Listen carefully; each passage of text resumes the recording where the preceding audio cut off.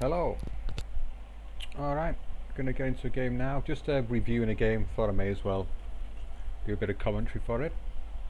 And I'm playing one of the new divisions, South African, which I've been having a lot of fun with.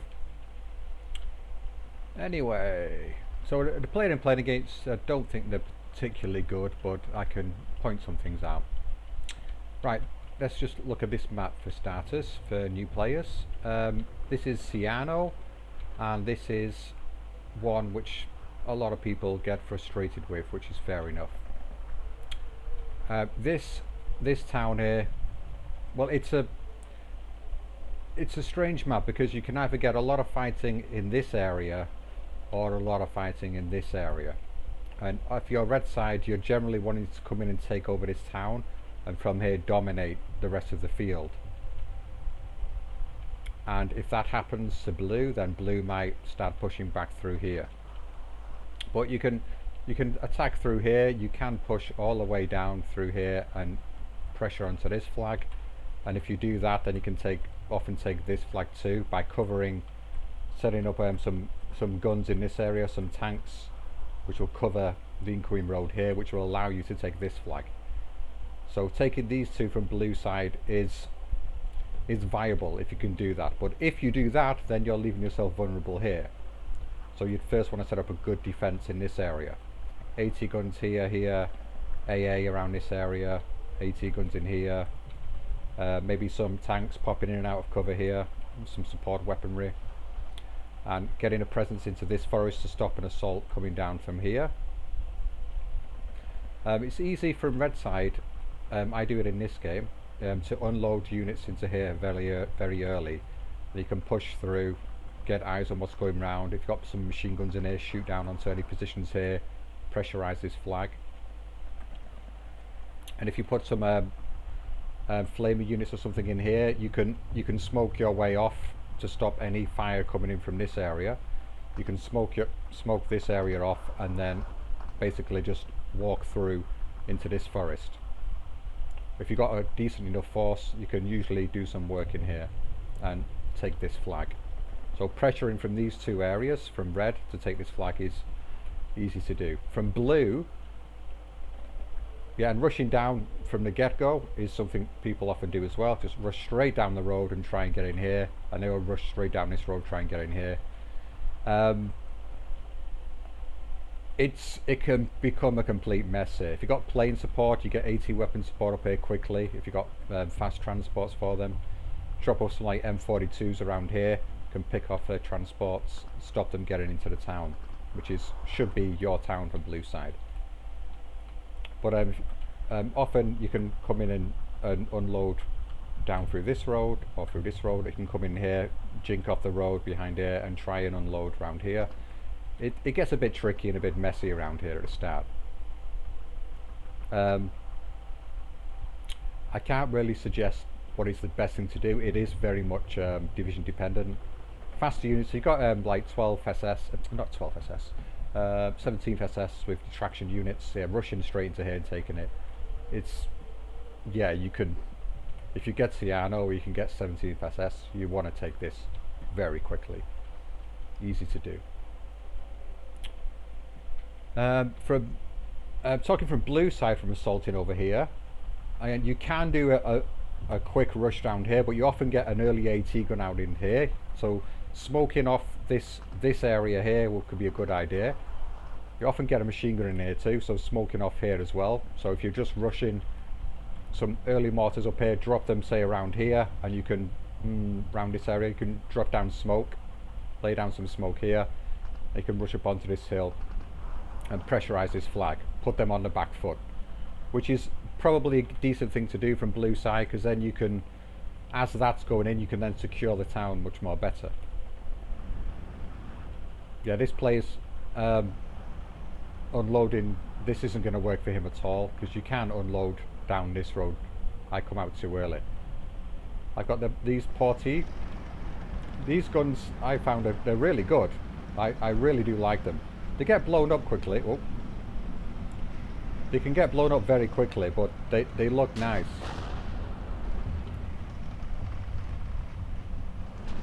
Yeah, that's a mistake by him here. That's bad deployment. I put 2 of these, but I've left them back in the cover here.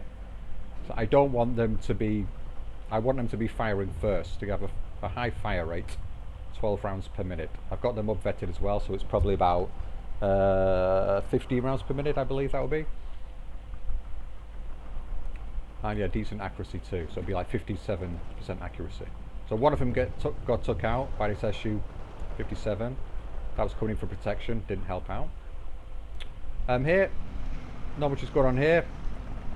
I've done a fairly standard opening here. There was a bit of an exchange with the grouse. And I've brought 2 of these out here because I'm wanting to use these and see how efficient they are for indirect fire, which I've been having a bit of fun with doing lately. Not the best accuracy, decent rate of fire. You've got a radio though, which helps an awful amount. So you can more pinpoint accuracy.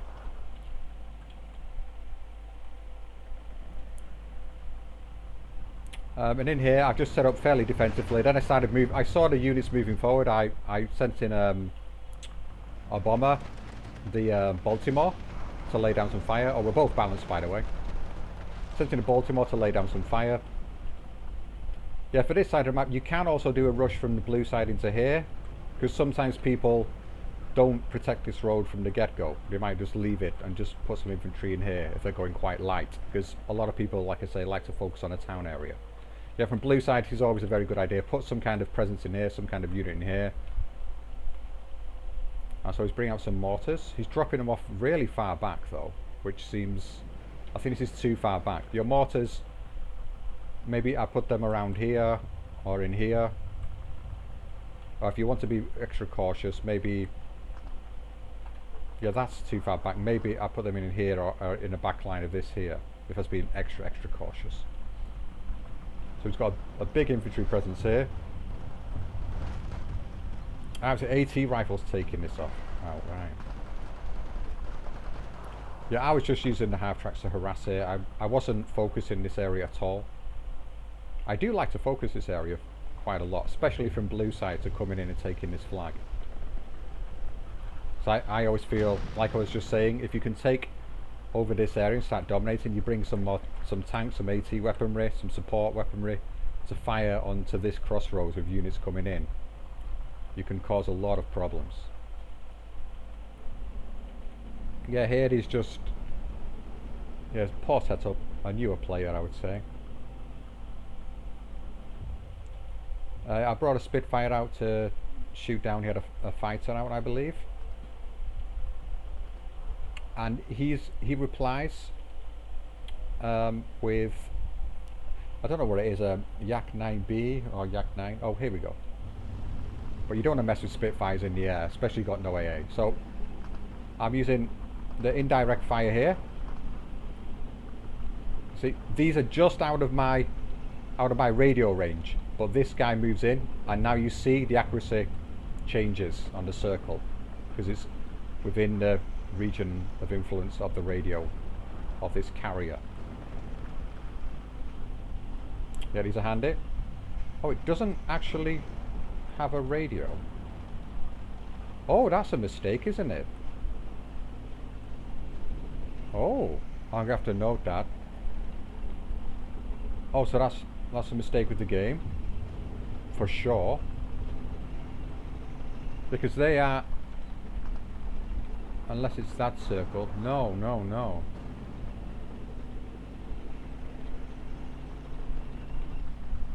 Oh. Just, I'm pretty sure that's a carrier. I have to keep my eye on that and report it, because it's acting like this has got a radio when it hasn't.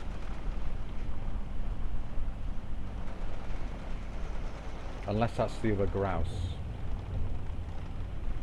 No, it's definitely not this one, no.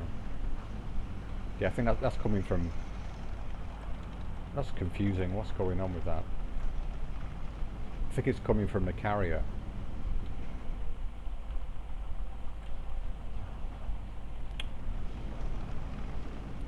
Alright, so they're laying down some suppression, and I've got them, when I'm firing these, it's fire and move always, because if someone has counter battery, these are open top vehicles, so they get blown up quite easily. I bring out the Sherman as well to help support them, up-vet them.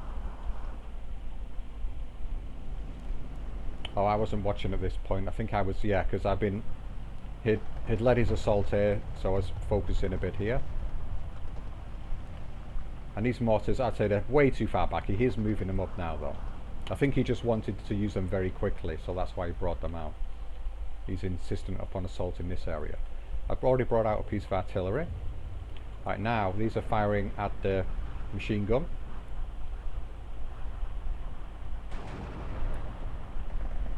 Let's see how much damage they do. So it's in heavy cover, so it's got some protection. So it's just suppression from 2 shots. Killed one.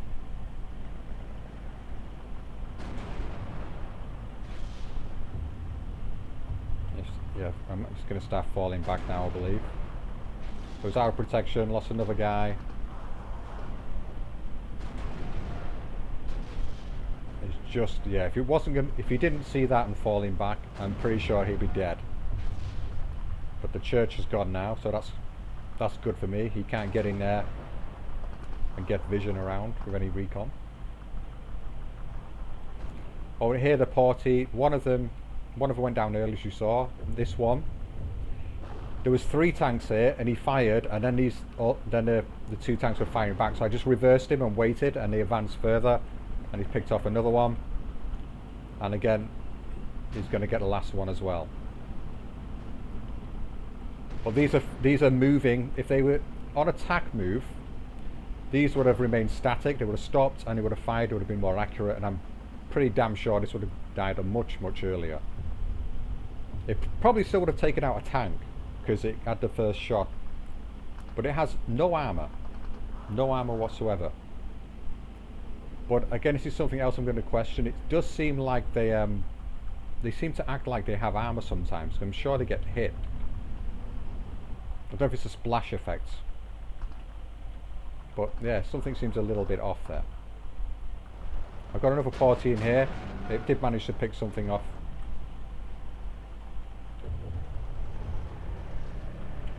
Yeah, but if you popped an AT gun in here, it's usually a nice place for AT guns, or out here. In here it's especially decent because you can kind of, depending on where the attack's taking place, you can switch it over fairly quickly to here. But I would usually put a lighter, like an M42 type AT gun in here to get slide shots if there's a big assault on this town. But they can get picked off by machine gun fire too, so it's keeping them in cover, bring them out just when you need them.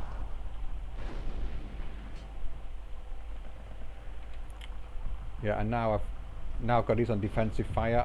I am trying to locate these. I'm not sure if I do get them later. I don't think I do. I might get a few hits on them. I don't think I destroy them. Let's send out the Baltimore to fire things up again.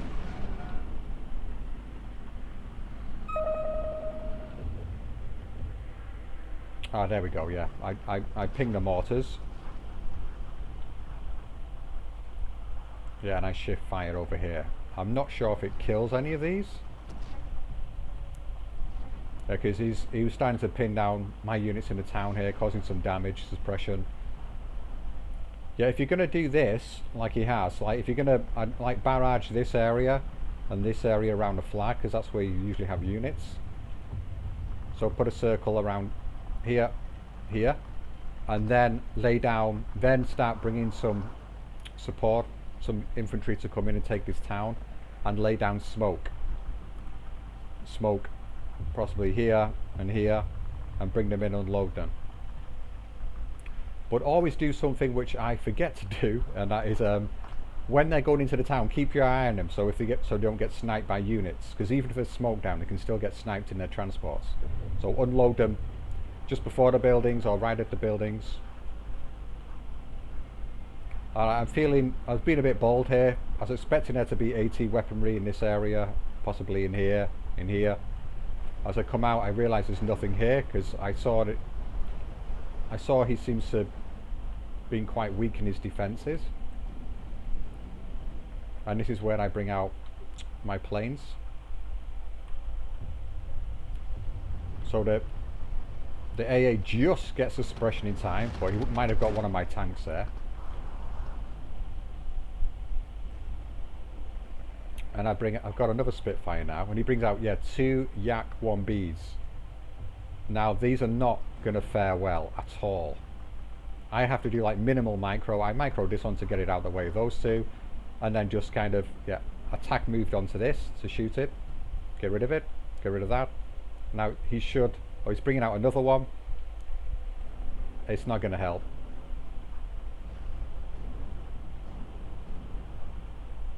Yeah, this one's in a little bit of danger here, but yeah, I see this. I turn him away. Because these turn unbelievably well, the Spitfires. You don't want to be in a dogfight with them when you've got no AA around. With some AA in this area, you could suppress these more easily and it would start to fall back and they won't dodge as much, and the Yaks could have taken them out. Even with this here, because this might have suppressed one of the Yaks, but it might have been able to get a Spitfire out of it. But yeah, if you air micro with these is unbelievably easy. They just turn, like, this turning circle is spectacular on them. They are amazing planes.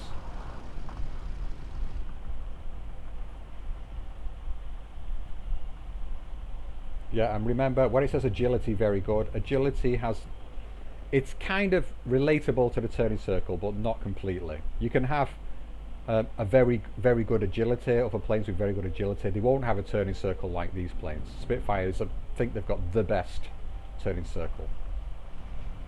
I'm not sure if it's these particular ones, this particular model, the Mark 9.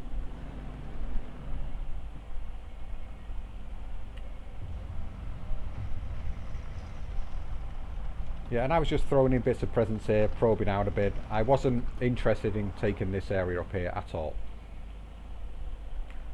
Because I've got the town in here, I'm ticking him down. I was double ticking at some point. Has this got, I just want to check this again actually. Yeah, this is giving a radio influence on a 2-inch carrier. I have to report that one for sure. This is me being extremely stupid here. I've just left my Spitfires flying around. He brings out 2 AA, unloads them, and oh, so sad. One down, and I believe this one's going to go down too. Oh no, falling back. Or is he going to go down as well? Yeah.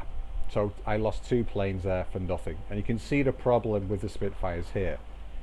A small amount of AA, they will get blasted out of the sky. No AA, they will rule the skies. No problem whatsoever.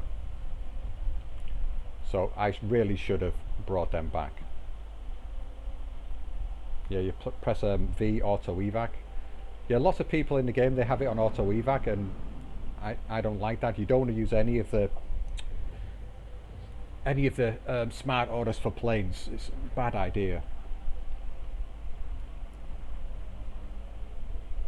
But I need to get, I'm in a good habit with the bombers where I'll give them an order to attack and then move back here, stack the orders, and then V to evacuate if I want them to evacuate, which I don't usually do with fighter bombers. I keep them hanging around just in case I need it. But with fighters, I need to get them to, you know, attack units and then retreat back. That was very careless of me what I did there, and that's a lot of points. It's like, I think it's 230 points down the drain for nothing. Yeah, I don't believe I've seen him bring out a single AT gun, so maybe he doesn't understand the importance of them in this game. You can't rely on something like this to kill tanks all the time. Or you can't rely on your AT planes to do the job, especially he's using the IL-2 cluster bombers, which are very good, but the issue with them is they're really slow. And if I was out at this position here and he's got the AA up here, this would be the ideal time to bring in a cluster. Because if I bring out any fighters in response, they're going to get repelled by the AA, or which I did pick out Yeah, by the time my planes had died, I'd noticed where this was and started shelling it. Yeah, but by the time my planes come out here, they're likely to get suppressed by this. This is... I've moved this up a bit more now, so... But he's got a much better chance of getting clusters off. Especially if it brings out, like last time, the IL-2 bomber. Just bring out a couple of those to bomb maybe this area, maybe these people here, and then have the cluster come here. And if he brings out the bombers first, they will attract the fire of this, which is going to take 1, 2, 3, 4 shots to suppress them all. Yeah, these IL-2s. Then he would have got a cluster off. Yeah, and even if it did get suppressed, it's a good thing here because it would probably spread out the clusters more. And these are open top vehicles, so if you hit both of them, they're likely both to die to clusters. Whereas the Sherman, if it's a suppressed cluster plane, the spread will be too far. You will do damage to the Sherman, but probably not kill it, depending on how far the spread is. Oh, this is terrible. I just left that sitting there to die for no reason.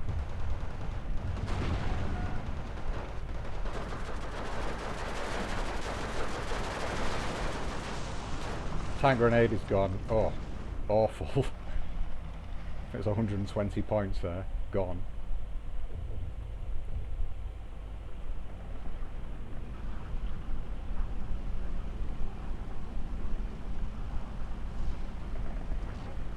Oh, I've got defensive fire on my artillery. He's been out there, the Cats... I don't know how to say that. Katyusha?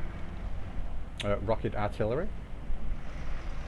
I need to start learning to use those things because I put them in some decks, but I never use the damn things. But yeah, they're ideal for getting rid of AA.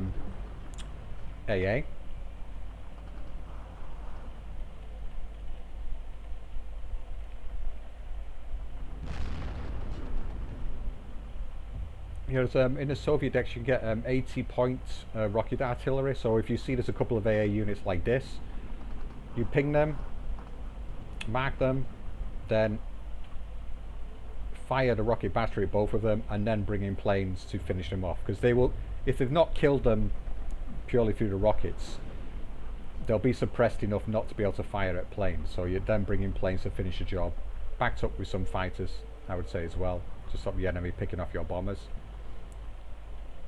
And because generally decks don't get that many cards, especially on the ally side, you're gonna have maybe you get three of these in A, and maybe 2 of these in A, so that's 5, and maybe 4, maybe 5 more later on. But if you keep going at them, you can pick off enough to make your air power play a big part in the game.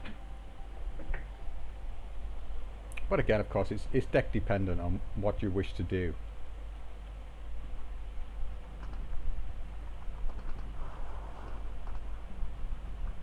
Yeah, here, I don't know why he's got this back here. He should at least put it into this building so we can see if there's anything there, and then he would know. I was playing particularly casually this time because I knew it was in the bag. I think I was actually about the 15-minute mark. For some reason I thought I was on Maverick income. I had it in my head because I guess because it was going so well. I was thinking in a Maverick sense, like I need to tick him all up throughout A and then push and get double in B. So that's what I've been doing, even though I'm not on Maverick, which is probably quite a good mindset to have in a way, regardless of the matchup of incomes you have, because you want to bring in the fight to the enemy. You want to have the upper hand. You want to be the one basically saying how the game's going to play out. You play too passive in this game, like you just turtle up and be defensive, I think it's much more difficult to do.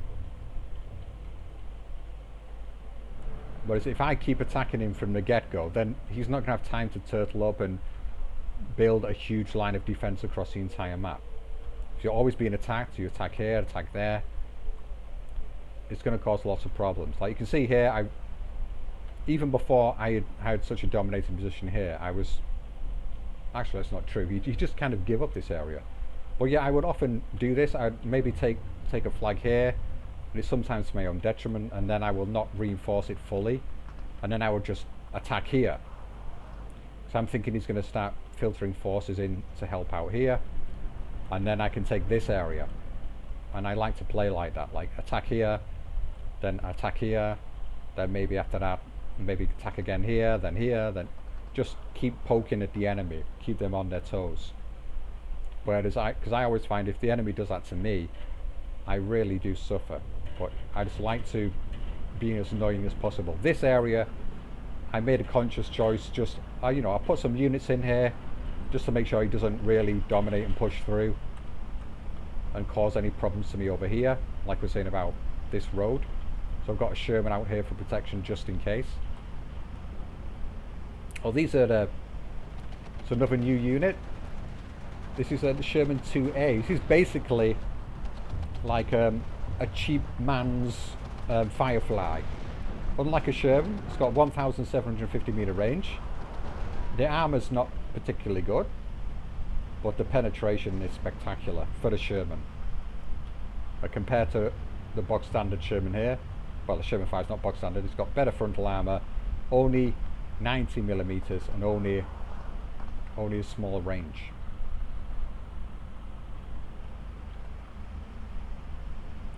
Yeah, I don't have any cards of Sherman 5s in this deck. I decided to just take leaders, because I'm trying to get a leader based deck. I want to get a chain of command in this game again. No, I didn't do that.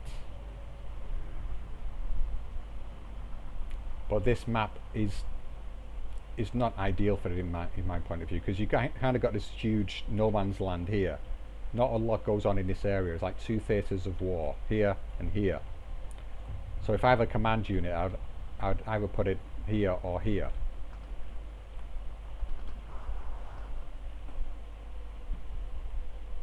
And generally speaking, I would probably, if I was to bring it, I would put it on this side of the map and get with AA here, another AA piece here, bring out a leader to upvet my AA to make sure it does great work, and also to help with infantry pushing through these forested areas and taking the town.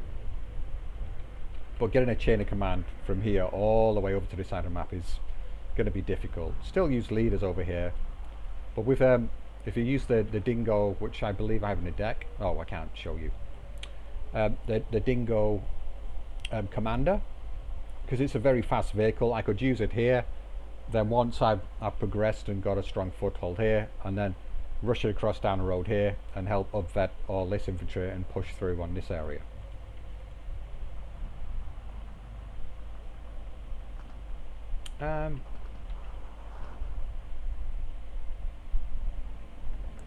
Yeah, so it's nice to see how the grouse played out. It seemed to do, so it didn't get a spectacular number of kills, I believe, but they were, from what I was seeing before, it was doing a good job of suppressing in here, causing problems. So I'm generally happy with what it did.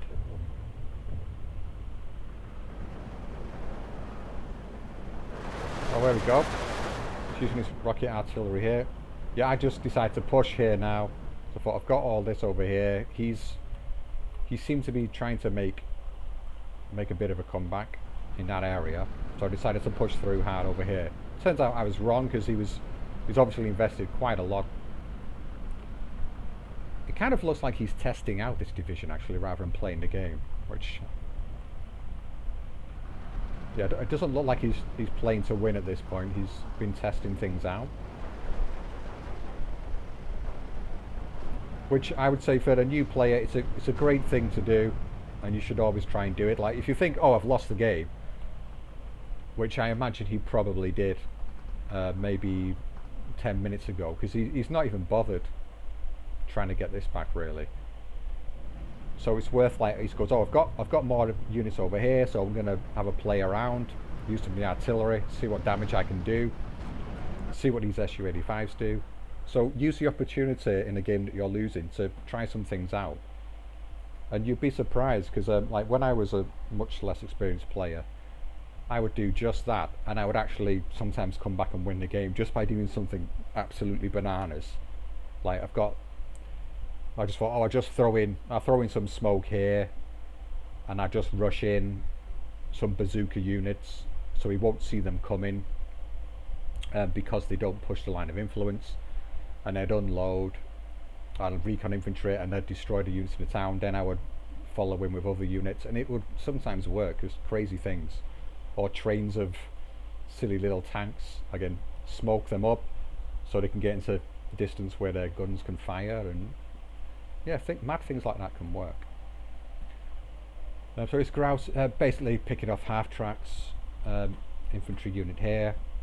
Yeah, this was there was an AT gun there, but I don't know where this was. I never saw that. And yeah, these were all mainly in the town, I believe, taking these off. Porty, nice work. And this grouse as well, I did do a good job of picking off the tanks. Not quite sure where this one was. This might have been on my on the left side. Yeah, wasted the Firefly, got taken out by infantry unit. Yeah, not the most thrilling game, but hopefully there's something useful you can take away from this.